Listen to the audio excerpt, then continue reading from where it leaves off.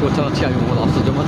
এই মুহূর্তে আমরা যাচ্ছি বীরগঞ্জ থেকে, বীরগঞ্জ উপজেলার কোবরাহাট থেকে আমরা রওনা দিয়েছি টেপরিগঞ্জ দেবীগঞ্জের উদ্দেশ্যে। আজকে জার্নিতে আমার চাচা রয়েছেন, চাচার সাথে আমরা যাচ্ছি টেপরিগঞ্জ। আর টেপরিগঞ্জ যাওয়ার আগে আপনাদেরকে একটু তথ্য দিয়ে যাবো। বাইকে যাচ্ছি, সামনে আপনাদেরকে আরও ভিডিও দেব। আমরা এখন ব্রাহ্মণপিঠা যিনি পলাশবাড়ি, আমরা এই সামনে ব্রিজ অতিক্রম করছি। আমাদের গন্তব্য কিন্তু আমরা যাচ্ছি দেবীগঞ্জ টেপরিগঞ্জ উদ্দেশ্যে। আমাদের কাঙ্ক্ষিত আমরা যাচ্ছি পলাশবাড়ি। সেই দুই পাশে রাস্তার দুই পাশে, এখান থেকে ঝাড়বাড়ি প্রায় 12 কিলোমিটার। আর রাস্তার দুই ধারে যে সবুজের সবুজ ধান, হয়তো আর কিছুদিনের মধ্যে ধান বের হওয়া শুরু করবে। দেখতে পাচ্ছেন কৃষকরা তার ধানের কাজে ব্যস্ত শুরু করছে। আমরাও এগিয়ে চলছি আমাদের গন্তব্য।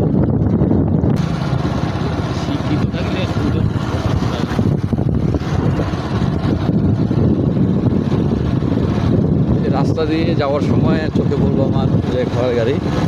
দিনাজপুর জেলা যে ধানের জন্য যে বিখ্যাত, আমি যে রাস্তা দিয়ে যাচ্ছি দেখতে পাচ্ছেন রাস্তার দুই ধারে সবুজ, শুধু সবুজ আর সবুজ।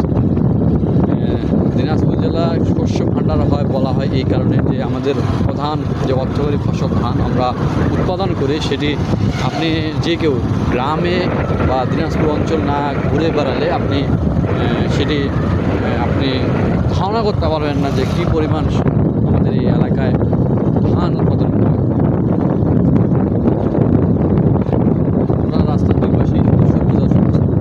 সবচেয়ে বেশি আপনারা জানেন যে একটা সময় আমাদের যে উত্তরবঙ্গের দিনাজপুর জেলায় সুগন্ধি ধানের জন্য বিখ্যাত ছিল, সেটি এখন সব সারা দেশের চাহিদা মেটানোর জন্য আমরা সব ধরনের ধান সেটি আবাদ করে থাকি। মসজিদের কাজের জন্য বাবা যা পারেন বাবা মুজকুরি বাবা।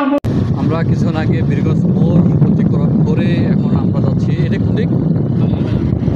আমরা সামনে এই রাস্তা দিয়ে যাবো। এখন আমরা যে রাস্তার পিছনে যে রাস্তা রেখে এসেছি সেই রাস্তা হচ্ছে গড়িয়া, আর এদিক দিয়ে আমরা যাচ্ছি হলো আপনার কালীমেলা অতিক্রম করে আসলাম। বীরগঞ্জের মোড় পার হয়ে আমরা এখন কালীমেলার দিকে রওনা দিচ্ছি।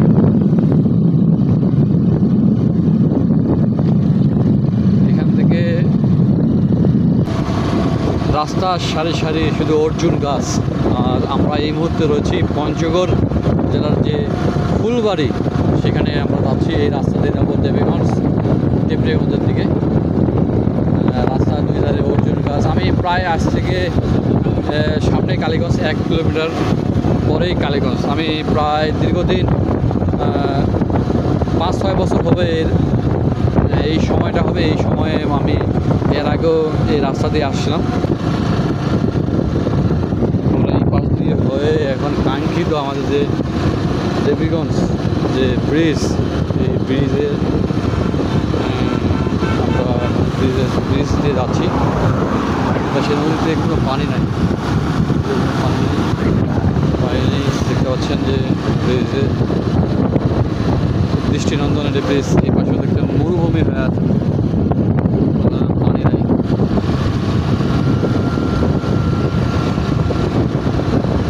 এখন আমাদের গন্তব্য আমরা দেবীগঞ্জ বাজার পার হয়ে আমরা যে কিছুদূর পর যে একটা বন, বিশাল বড় অরণ্য,